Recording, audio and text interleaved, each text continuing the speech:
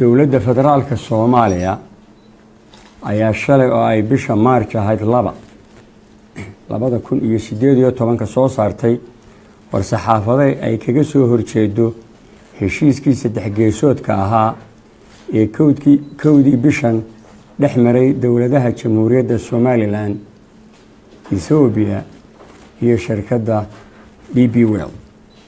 haddaba war saxaafadeedkaas ayaa ahaa mid isburinaya sidan hoos ku cad. qodobka koowaad waxaa lagu sheegay in laba dhinac oo kala ah DP World iyo dowladda Ethiopia ay heshiis wada galeen arrintaasi oo dhabta aad uga fog.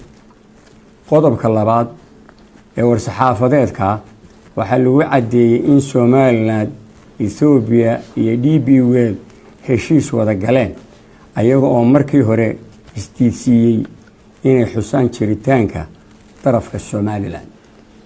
qodobka saddexaad ayaan daro waxaa ku cad inay istiidsiiyaan inaynu ahayn laba dal ama laba dowladood oo midoobay 1961 kalana baxay 1991 taasi oo ah gef iyo gardarro badheer ah oo qaranka Jamhuuriyadda Somaliland lagula kacay.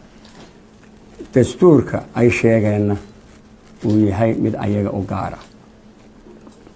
sidaasi awgeed waxaanu madaxda dowladda federaalka Soomaaliya xasuusinaynaa in Jamhuuriyadda Somaliland ay leedahay kuna dhaqanto dastuurkeeda kaasi oo dadkeedu 97% u codeeyeen rubco qarnina lagu soo dhaqmayay. in qodobka 9aad faqradiisa 6aad ee xeerka ama dastuurka Jamhuuriyadda Somaliland dhigayo inay Jamhuuriyadda Somaliland heshiis la geli karto cidii ay doonto. in madaxweynihii hore ee Jamhuuriyadda Somaliland mudane Axmed Maxamed Maxamuud Siiraanyo iyo madaxweynihii hore ee dowladda federaalka Soomaaliya mudane Xasan Sheekh Maxamuud ay bishii December ee 2014 magaalada Djibouti ku heshiiyeen inaan la siyaasadayn heshiisyada mashaariicda lagu horumarinayo gobolada Geeska Afrika. inaanu heshiiskani ahayn mid cusub ee uu yahay dhamaystirka heshiiskii bishii August 2016 ay Jamhuuriyadda Soomaaliland iyo shirkadda DP World ku wada galeen baarlamaanka Jamhuuriyadda Somaliland oo ansixiyay. inkastoo aan Jamhuuriyadda Somaliland la aqoonsan haddana lama diidi karo xaqiiqada jirta ee ah in adduun weynuhu ka warqabo in dadka reer Somaliland ay dowladnimadoodii la soo noqdeen. waxaana marag u ah ama marag ugu filan in ra'iisul wasaaraha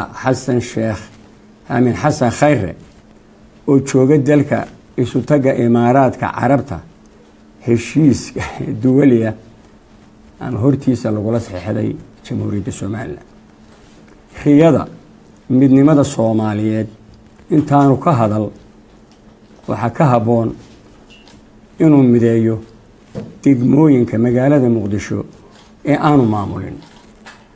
ugu dambeyntii waxaanu filaynaa in dowladaha Geeska Afrika soo dhaweeyaan heshiiskaasi horumarineed oo waxtar weyn u leh dadweynaha iyo dowladaha gobolka intaba. والسلام عليكم ورحمة الله وبركاته.